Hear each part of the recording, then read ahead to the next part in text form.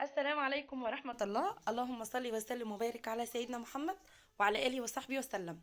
فيديو جديد وروتين جديد، وقبل ما ندخل في التفاصيل نشوف هنعمل ايه مع بعض. يا ريت تحطوا لايك للفيديو لو عجبكم، وكمان تشتركوا في القناة لو لسه ما اشتركتوش. تعالوا بقى كده نشوف هنعمل ايه مع بعض. تاني حاجة من سلسلة الروتينات اللي انا قلت لكم كل يوم هعمل حاجة في الشقة وهعملها معاكم وهشارككم في التفاصيل. تمام، النهارده بقى هعمل الأوضة بتاعتي، هقلبها كده هقلبها، هخلي ريحتها كده فله مفلفله كده. بصي هتشم ريحه النظافه كده من على بعض. بحب قوي كده ان انا امسح بقى كده واغير الملايه وامسح تحت السراير والمع واكون غاسله المفارش وغاسله كل حاجه. يا سلام، بتبقي داخله الاوضه كده حاسه بانتعاش بجد، والله بتبقى حاجه جميله جدا. انا لو طلت كل يوم اغير ملايه السرير واغسل المفارش والحاجات دي هعمل كده، لاني بتبقى حاجات ريحتها جميله كده وحلوه قوي. بدات بقى كده ان انا هلم السجاد طبعا، وكمان شلت الملاية بتاعت السرير. احنا كنت لسه صاحية طبعا. غيرت السيلة على السرير طبعا، يعني غيرت لها هدومها. وكان في بقى مناديل كده كنت بديها دواء انتينال بقى لها كام يوم. عندها مغص على طول، والحمام بتاعها كده غريب شوية، فرحت جبت لها مطهر معوي. فكل ما بديهولها هي مش حابة طعمه فبترجعه تاني.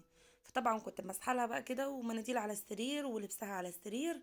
وقعدت الاول فطرتها كده اكلتها، وغيرت لها طبعا. ده اهم شيء عندي عشان ابدا يومي كده، لازم سيله تكون زي الفل كده وعامله لها كل حاجتها.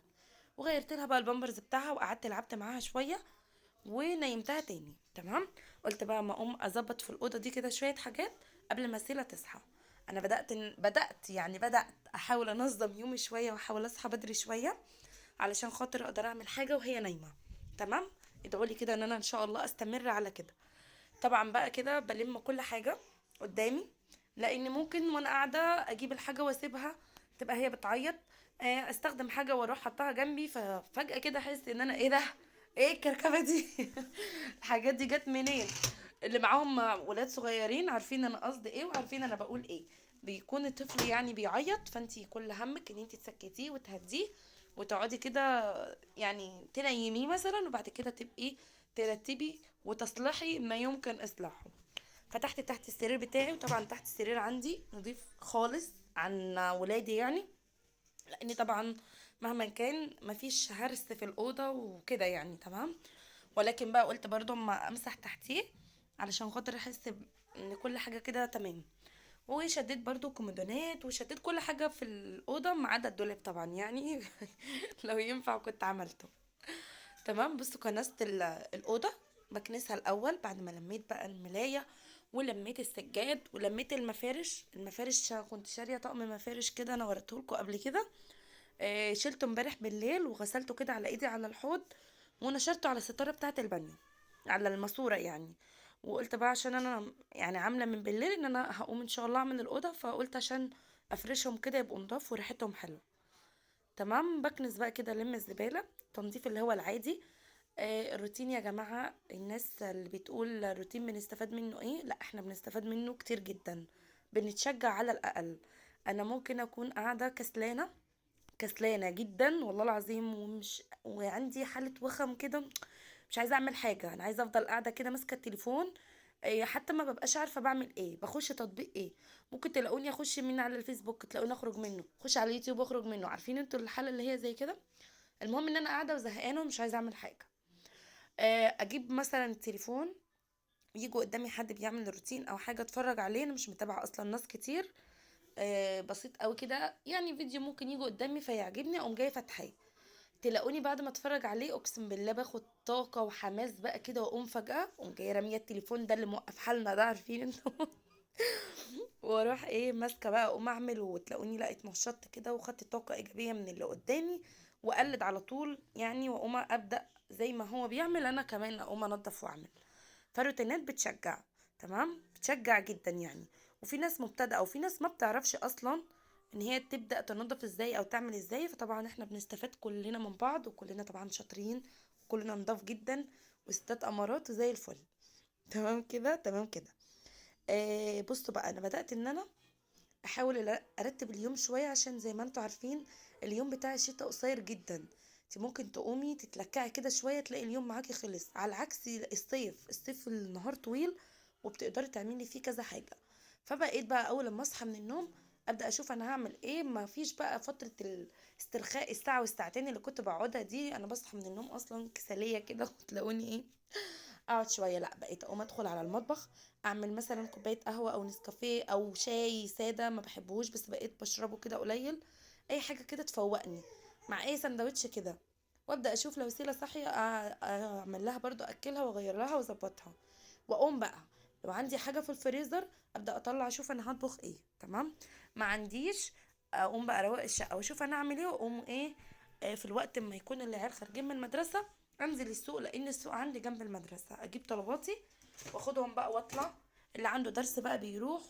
وافضل اعمل اكل، ممكن اروح اوديهم الدروس وارجع تاني اعمل اكل او حد يوديهم للدروس كده يعني. فاهمين؟ اليوم بيبقى ماشي على النظام ده. بقيت احس اني بقدر اعمل كام حاجه في اليوم واليوم بقى مبروك معايا. فانا اكتشفت ان هو العيب فيا انا، عشان انا اللي كنت ايه نظامي مختلف شويه. تمام.